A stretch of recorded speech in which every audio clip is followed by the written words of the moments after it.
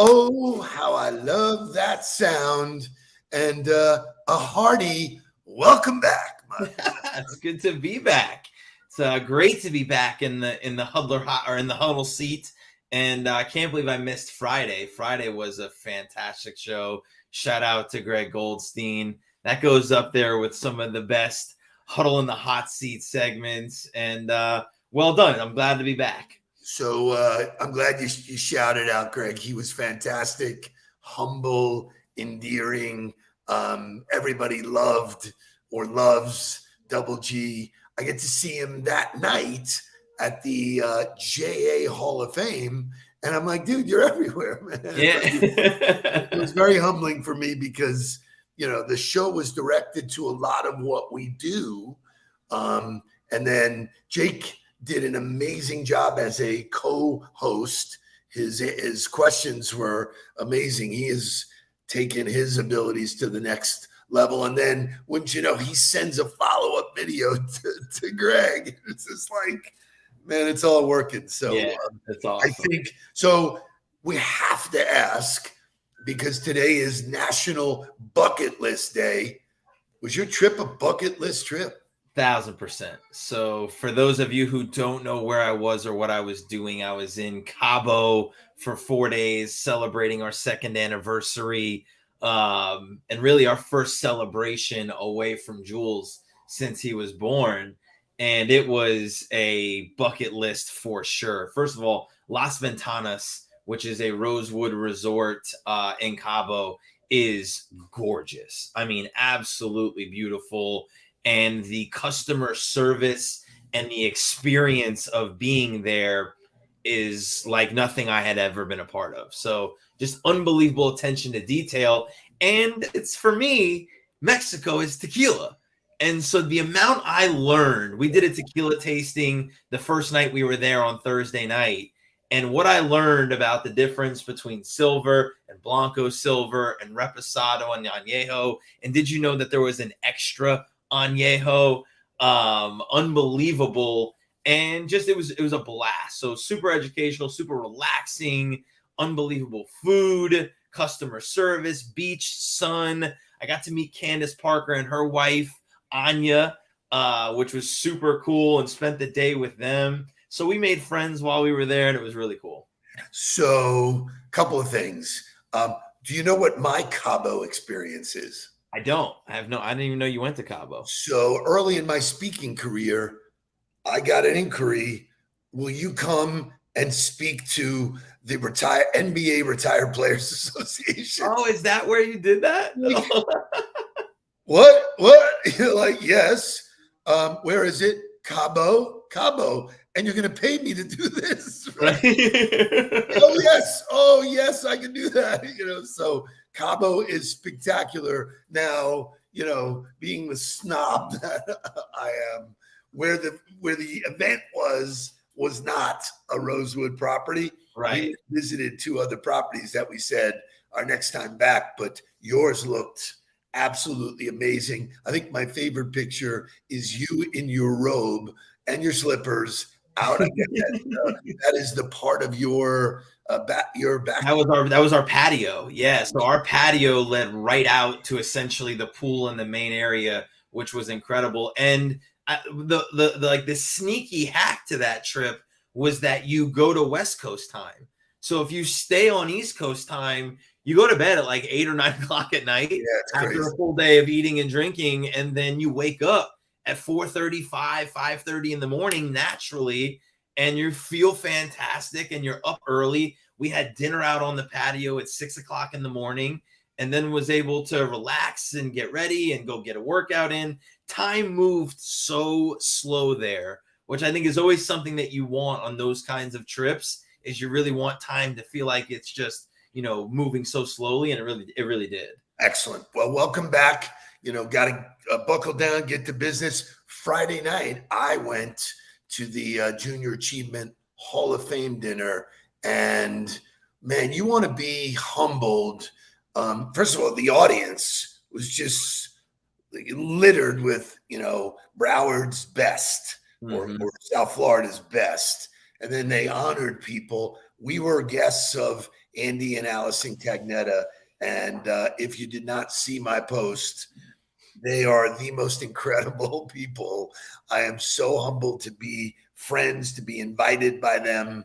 It was overwhelming. But in their acceptance speech, they talked about how they got started in philanthropy. And this was the thing that really got me. They didn't have any resources. They didn't have any money. He said, we just started where we were. We just did what we could with who we could. So it was mind-bending, beautiful night. Our friend Andrew Koenig knocked the cover off the ball. He was quasi-MC, and I shot him a note, and we had a conversation. I said, dude, you got better. You got better as a public speaker. Your pace, your tone, your smile, you looked more comfortable. That's awesome. We're having dinner with him to continue the dialogue. So great stuff. All good. Miss Lori is now here. She got stuck in the dressing room. Stuck in the green room. So in the green room, Shay, can you bring on Lori? And you can go bye if you like. Good morning. Actually, no, Patrick got stuck with Top, so it was one of those mornings. So. We are thrilled to have you under any circumstances. Thank you. I spoke about the JA Hall of Fame, which was a wonderful event. You and I will debrief on the event, but my take was, really, really great. I really enjoyed it. I thought the cocktail hour was some of the best networking. You couldn't turn around without having a conversation with somebody that was an influencer. So how was your weekend? My weekend was great. Of course, leading up to that was a little stressful, but they served me with the kids because at the end of the day, that's what Hall of Fame is really all about, right?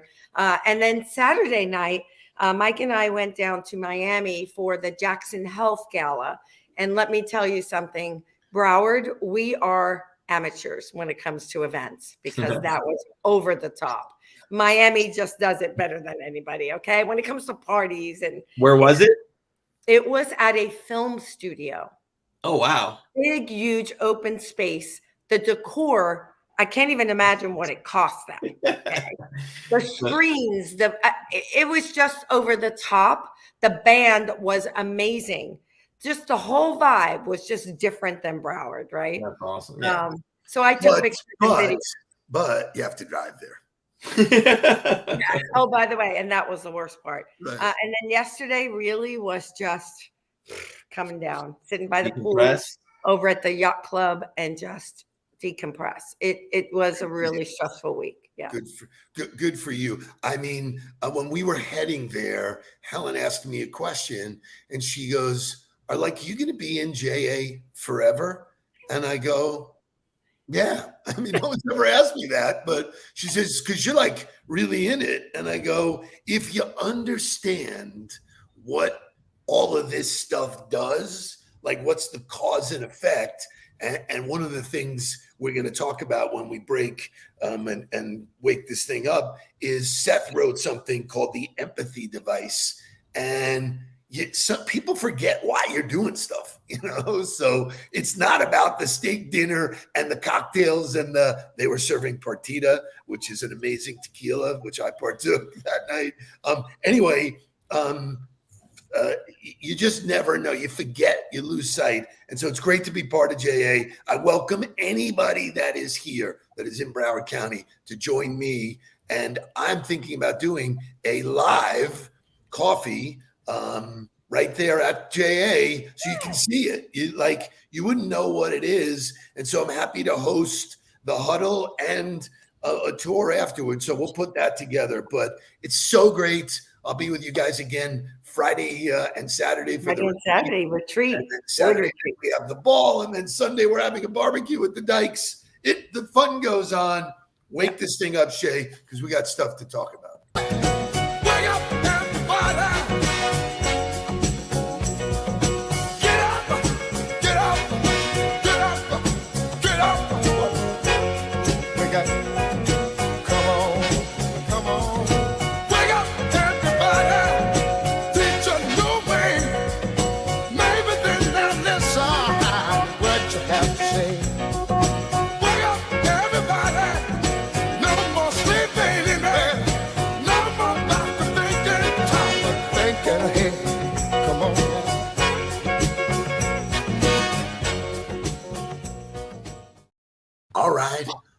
All right. So I'm a big Seth Godin fan. He puts out a daily reminder. It's like a shot for me to think of stuff that I wouldn't normally think of. And the post was called The Empathy Device. Bear with me, or Shay, do you have it to show, or no, you do not? So bear with me. I'll read it to you and you'll understand what I'm talking about. It's interesting to realize that mirrors weren't perfected until a few hundred years ago. Human beings spend a lot of time considering our own appearance and our own feelings, and most importantly, our own needs. When you get into business, if you focus on your needs over their needs, you already lost. Yep. Okay, that's not part of it. That's my commentary. The market produces a shift. When it's fair and open exchange, the customer gains in power. Lori said something to me, that event was about catering to the donors. Those are the people that drive all this, everybody who paid to be there. So it's not for you, it's for them, which is the discussion I want to have with you guys. And if you do a good job of making it for them, then you get your needs taken care of. Wow. I mean, so I want Lori, from a philanthropic standpoint, because you have needs, you have goals. The board's going to hold your feet to the fire this Friday. But it's all about the kids' needs. And, we can't lose sight of that. Mark, in your case, same scenario. I just want your takes on it, if you would. Yeah, I mean, I think you have to always focus on why you're doing it, right? The why, which for us is about, right, preparing young people. And I think that, I had a conversation with my aunt and uncle were here from New York this week, and they were here Saturday morning. We spent time together, and they were talking about social media and all this stuff. And they said, well, I don't understand. Like my aunt said, you do such an amazing job on LinkedIn, right? As a leader and talking about different things. And my uncle was like, I don't understand though. And I said, I have met more CEOs, amazing people, leaders, right? Just human beings through LinkedIn. And he said, well, how do you do that? And I said, I usually just, if there's somebody that comes up or somebody I want to meet, look through their history, look through their posts and find the commonalities between us. And then I reach out. And he said, well, what do you say? Like, do you want to give to JA? I go, no, absolutely not. I said, all I talk about is, hey, I saw that you have an interest in young people with special needs. Or I saw that you're an entrepreneur and you love giving back to entrepreneurs. I'd love to hear your story. I said, who doesn't want to tell their story? So when you make it about them, people want to interact and they want to engage. So I kind of felt like that was an example of, right, what you're talking about, Steve. Yeah. I have a real time, example of this. Last Friday or last Wednesday, the day or Thursday it was, the day before I left, I had a call with somebody who's looking for a coach. They're already in the buying process. This isn't top of the funnel building awareness. They're in the consideration phase. They're building a list of people they want to work with. And instead of pitching what we teach, how we teach it, and trying to sell who we were or what we do, I made it about them. I said, well, what are you really looking for? I said, what's important to you about having a coach? Have you thought about, what you want the interaction to be like? Have you thought about what you want the meetings to look like? Have you thought about all of the things that go into that kind of relationship? What's important to you about that? Why are you doing this?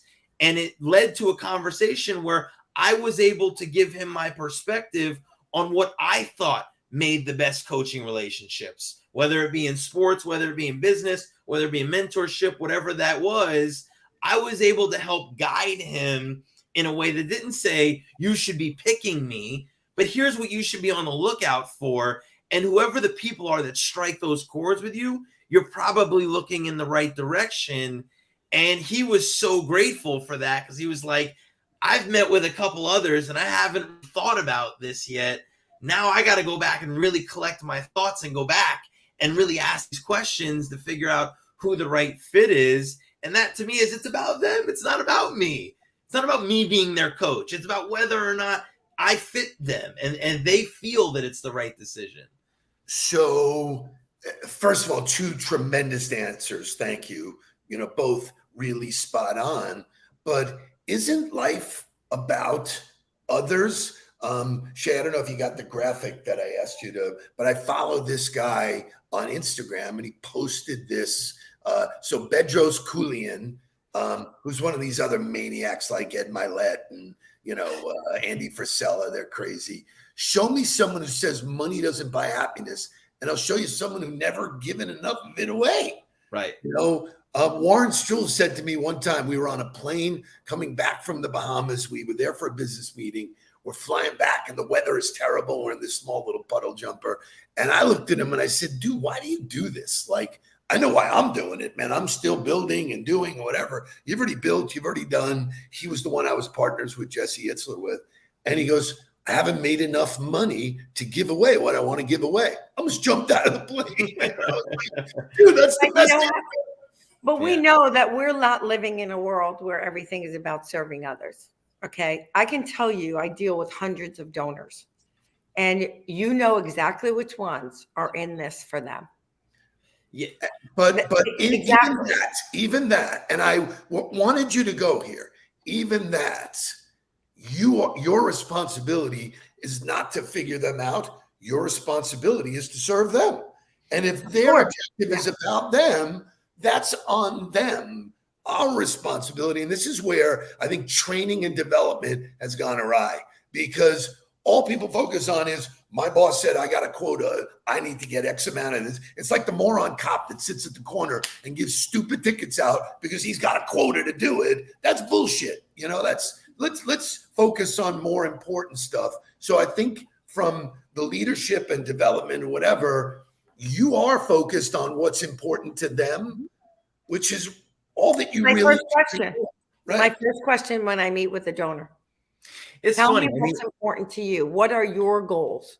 What do you want to accomplish? This is why I go to church. And I think this is where I differentiate from most people that are faith-based is, and even the Catholic Church will tell you, is that it's about salvation.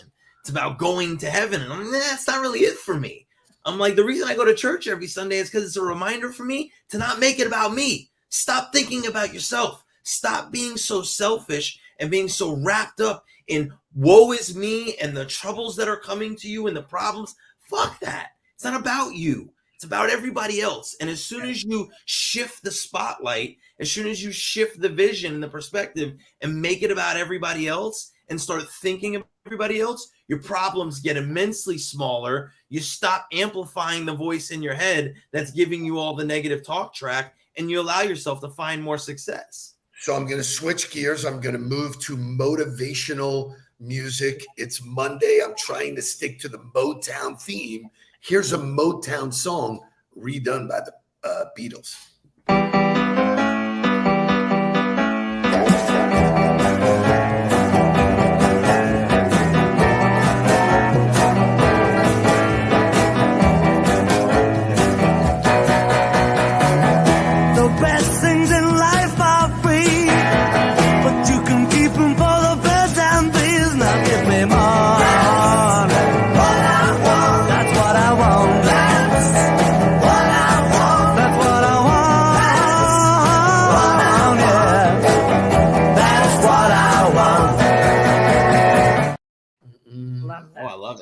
So the original was done by a guy named Barrett Strong, right? Motown. Almost played that, but it came up with the Beatles redo of it, which is really great. But it's all about, the song is called Money, that's what I want.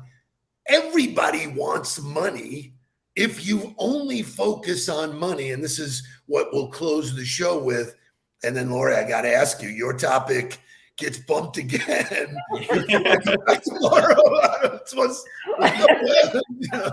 We were going to talk about collective intelligence. We're already at 8:18. Great topic, by the way. Which is a great topic. If you're okay coming back, you've earned another swing at the plate. I would be delighted and honored.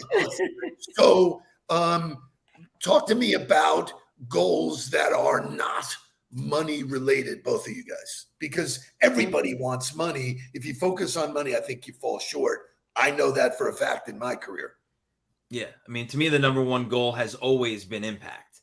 right? Forget about money. It's how do I wake up every day and create an impact? And you can start with the tightest circle that you have, which are the people that are within your household. Then you can move that circle a little bit wider to the people that you interact with on a daily basis in person. And then you can move that circle even wider to the people that you have the ability to reach out to that are in your phone book. And then you can reach your impact a little bit further out, or reach that circle out a little bit further and go to your social network.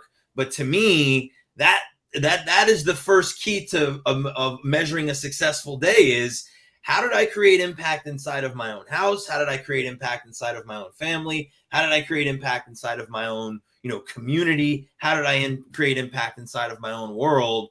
If I can check those boxes, the likelihood that leads to money from everybody that I've ever studied in the history of the world is pretty likely. So you're an overachiever.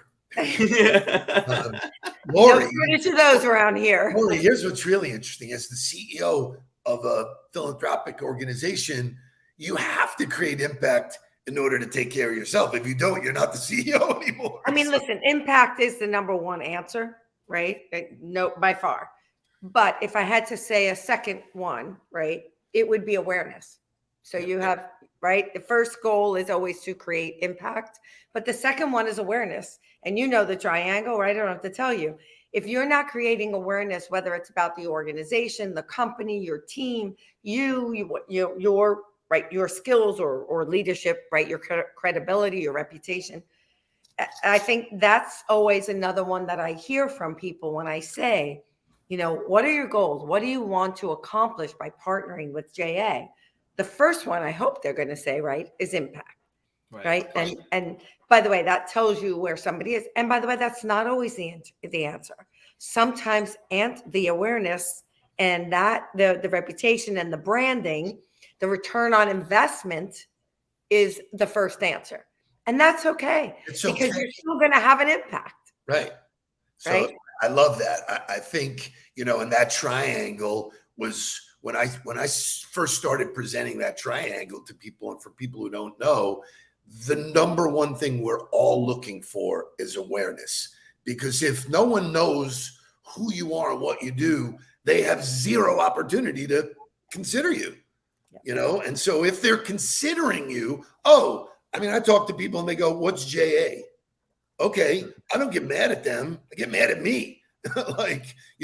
UPS started as the United Parcel Service. Nobody knew it as UPS or FedEx or any of these. So education, letting people know who you are and what you do is really important. It leads to consideration. And then once people are considering, you lose control over the decision, yet all of the sales training and all of the development is about go for the close. You have no control over that. It's complete. None of what you do, Lori, do you have control over. You had no control over what happened in that room last night or Friday night. All you did was set the table, which was amazing to be around all of those people. So great stuff. What a way to start the week, Lori. Great way to start the week. Lori, you're coming back tomorrow? Is that set in stone? You'll be here tomorrow, Lori? I'll tell you in a second. Let's make sure I look at my calendar. I will be here tomorrow morning. There we go. So we will jump right into, and this was Lori's suggestion. No surprise that it was a C word. She wants to talk about collective intelligence. I read it. I did the homework on it. Fascinating how this affects your family life, your business life, everything. So great topic. Bring your friends tomorrow, even though Wednesday is bring a friend. But we got great topic, and Lori's here tomorrow. So thank you. Have a great day, everybody. Let's get down to business. Please don't worry about me. I'm about to let my heart speak. My friends keep telling me to leave this. So let's get down to business.